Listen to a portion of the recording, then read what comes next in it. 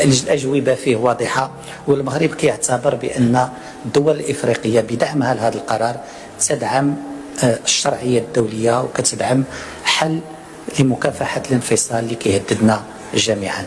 باش نختم نقول بأن الدبلوماسية الإفريقية لجلالة الملك هي دبلوماسية الفعل ماشي الخطاب.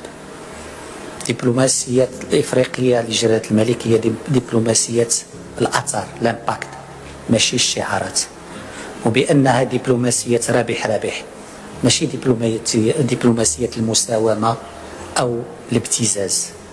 لأن المعنى الحقيقي والأصيل بالنسبة للمغرب اليوم إفريقيا هو التزام ثابت، هو التزام متجذر، وهو قناعة راسخة بأن المغرب جزء من إفريقيا، وبأن جزء إفريقيا هي بيت المغرب. وشكرا.